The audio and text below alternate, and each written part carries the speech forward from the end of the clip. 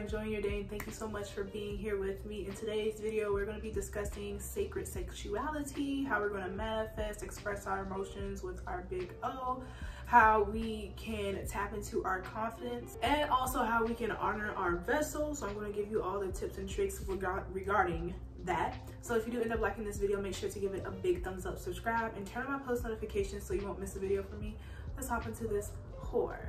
So I kind of created a video about this before, but we're just going to do it again because, you know, we learn and we grow, and why not? And the funny thing about it is, in that video, I'm pretty sure I had the same hairstyle, probably was wearing the same colors, which makes it even more like aligned. So the first thing I do want to talk about is how to gain confidence with your sexuality or your sensuality.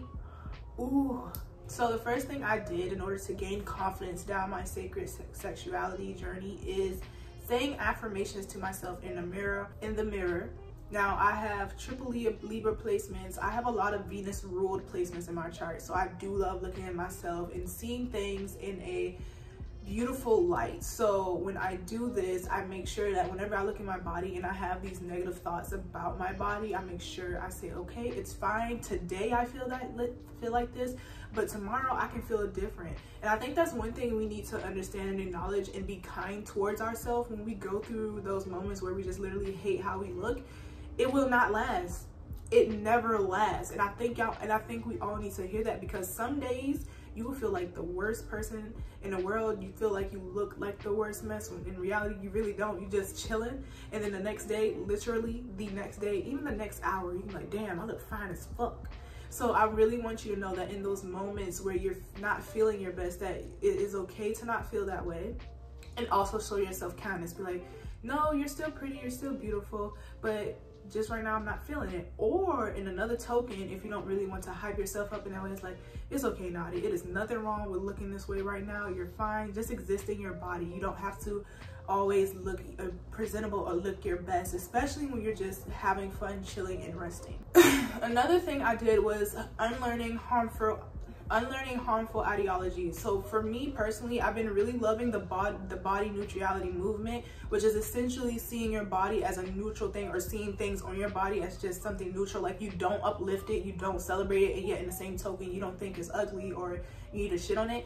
It's just there. You don't have to put a name or a title to it. So for example, and I always talk about this whenever I post my body, because people like to project onto me their insecurities and project like use my body as a catalyst to make themselves feel good. And I'm like, I feel like you're taking anatomy of my body. Like, this is my body. It is not made for you to feel yourself. Now I know other influencers and other creators and other people who are in the spotlight or who have a platform do that, but it's not me. Especially as a Black woman, we're already taken, so much is already taken from us. At least let me have my fucking body, bro. Like, and it's so funny. So every time I post my body, I make sure I say that. I'm like, yo, I'm not here to make you feel good at all. And I will tell you that. You're just gonna have to find your confidence somewhere else. So with body neutrality, I've been already practicing it. And it's not like you can practice it, but you can if you haven't beforehand. So say with my stretch marks. I did not know stretch mark was a problem until I got on social media. Like, I know, like, in reality and like in real life, people do talk shit about stretch marks as well, but me personally, I never saw it as a problem. I was just like, oh, they're on my body, okay, it's fine.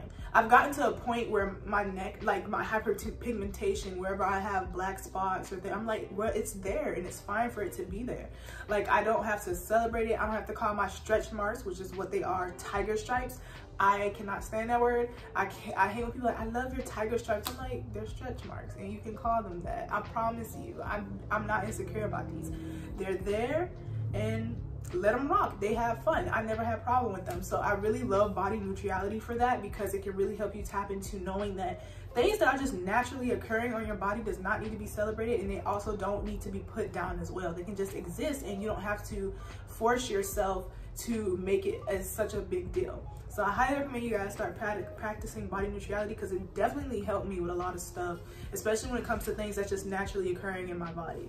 So and another way that I unlearned these harmful ideologies is just really reprogramming my mind. So whenever I would look at my stomach, or whenever I look at my cellulite and I would think something horrible, I would switch my mind up. I'd be like, okay, so why am I thinking that? You know, why am I saying that my body is this or is that?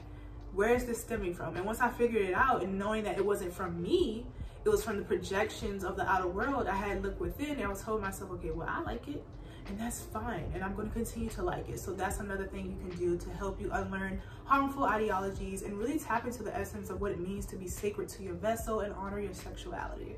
And the last thing that really helped me gain confidence, especially with expressing my sexuality and my sensuality, is the fact that I am in a unique expression of the divine. Let's talk about it. Each and every single one of us is a very unique expression of the divine. And one thing I had to really implement into my brain is that you can view people, other people, as beautiful and gorgeous, but you do not have to become them, because those people are beautiful and gorgeous in their own way. And if you can see that with other people, you can definitely flip the gaze and put it on yourself and be like, okay, I am this unique expression. Nobody else looks like me. I can work this being like this face here. Very unique. Nobody has this shit, right?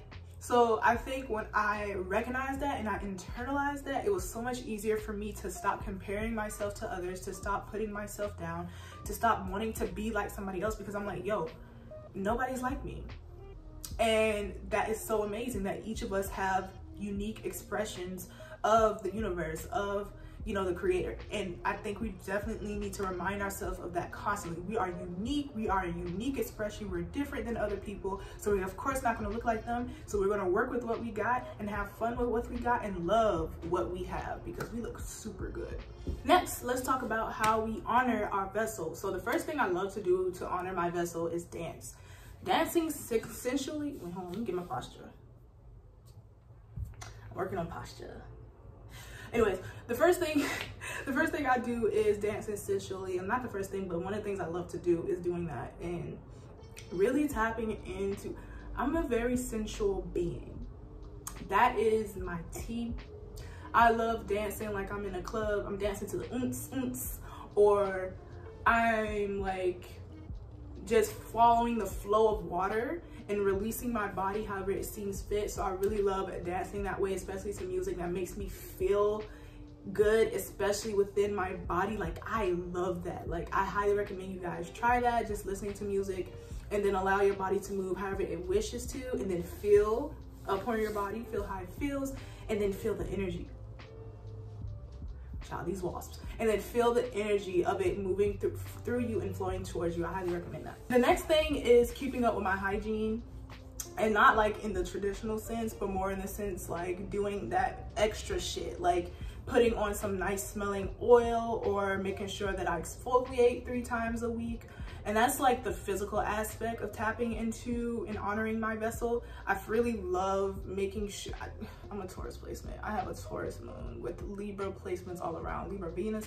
I absolutely love tapping into that essence of myself. I love smelling good. I love feeling good. I love having really soft skin. I love making sure that my vessel looks and feel its best when I'm like resting or having a good time, especially. And during that time, I take my time. I have this problem where I just like rush through life like this, like that. And I never just really be slow and intentional and take it slow. Like, cause it's fine to take it slow. I don't have to always rush. I don't have to always do so much. And I'm taking this, like, I really got inspired by my friend, because he literally goes slow for every single thing. Like, he takes fucking gnats, I hate summer. Like, he takes his time with he takes hours to get ready. Now, I'm not trying to do that. I'm trying to honor my time and other people's time, but I do admire how slow he goes and how intentional he be with like his rituals. So I'm definitely implementing that right now within my sacred sexuality, especially when it comes to my body and how I do it, because I just be rushing. Like I used to, with the lotion, I'm like, let me just take care of myself and make sure I'm nice and clean and, you know, feeling nice and moisturized, because why not? And also in the ways that I really honor my vessel internally, so like, you know, spiritually and emotionally, I make sure that I express my feelings when it comes to my sacred sexuality without fear, especially when it comes, I'm just say self-love. So we're gonna switch masturbating with self-love. When it comes to self-love, okay, I have definitely went through the process of releasing that shame and being open and honest with how I feel, whether it be, because I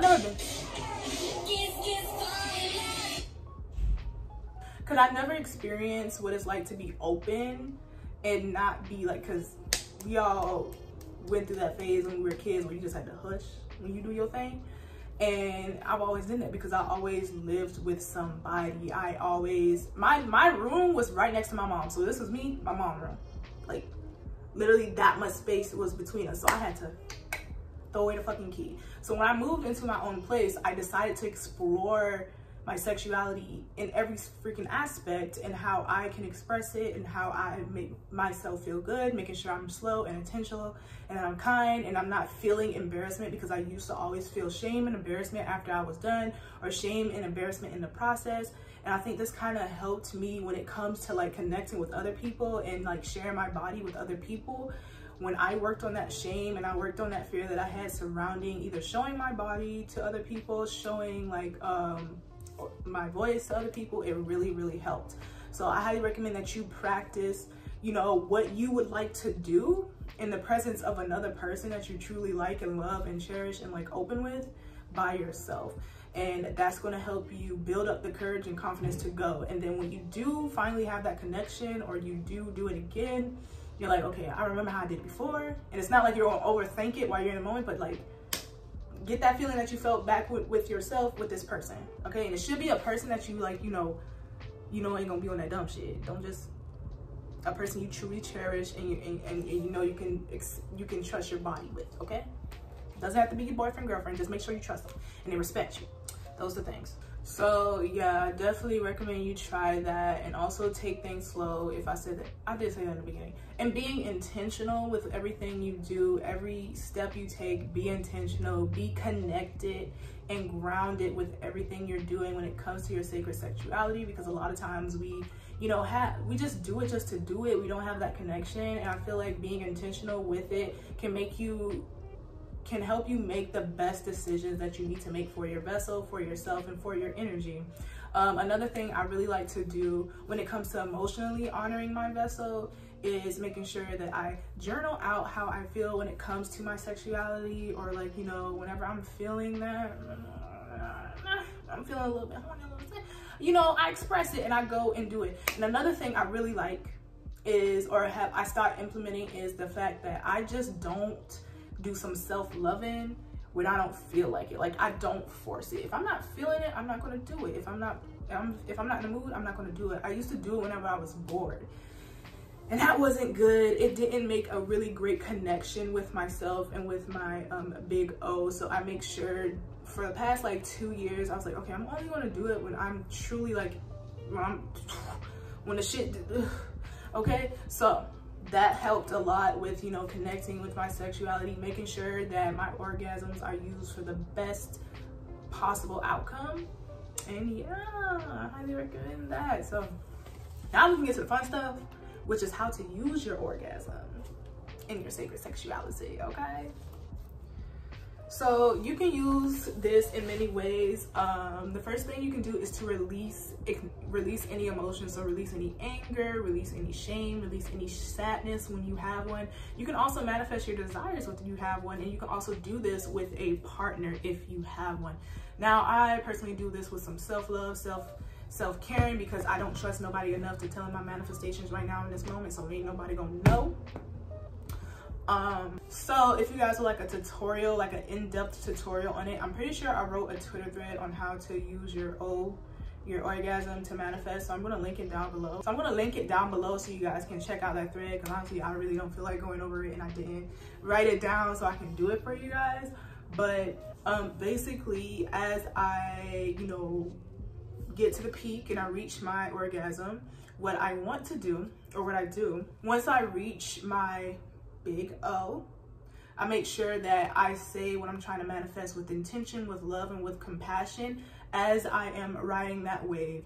And when I tell you, my stuff comes to me so freaking fast, because when you manifest with your orgasm, or when you manifest with your big O, it's so much easier for you to release and let go and act as if, because like you already had that thing, so you're just not going to be really thinking about it a lot. And I think that's why sex magic, or you know, this magic is one of the best ones for manifestation, because it really helps you not think about it afterwards.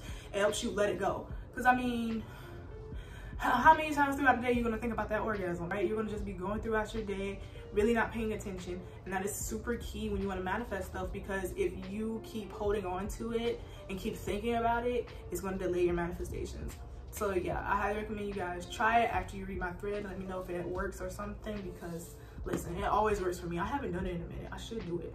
I might do it when I get off here, because you know, the moon cycle coming up, so you know that week before the moon cycle, shit get crazy. But now we're gonna answer some questions that you guys have for me over on Instagram. I don't know what the fuck you're talking about here. So I'm sorry, I'm still an air sign, y'all. Listen, I am kind, but sometimes I'm like, what the fuck? But okay, so the first question we have here, I don't think you guys understand how happy I am that I can actually use a phone in my videos now. It's just because I upgraded my phone. But how can you know we're meant to give ourselves to other people in an intimate way?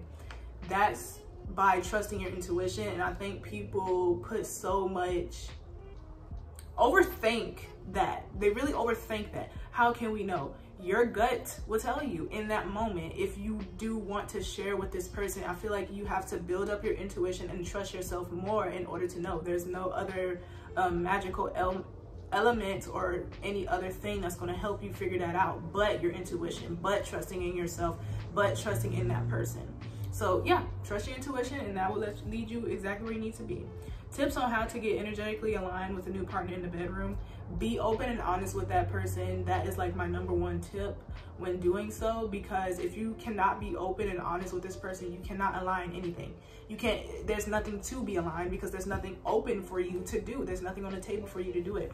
So make sure that you guys are communicating. Make sure you got before and even after. And that's like one of the things I want to do. Like, I'm very heavy on communicating, because I am kind of slow when it comes to reading the room. Like, I can read the room for myself and when shit, but other shit, like when it comes to like love and stuff, like I fail miserably. Be open and honest, ask questions, and this is, you can do this before the bedroom, and then allow yourself to be like, don't put up a facade, don't put up a mask. Be your truest and authentic self in that bedroom.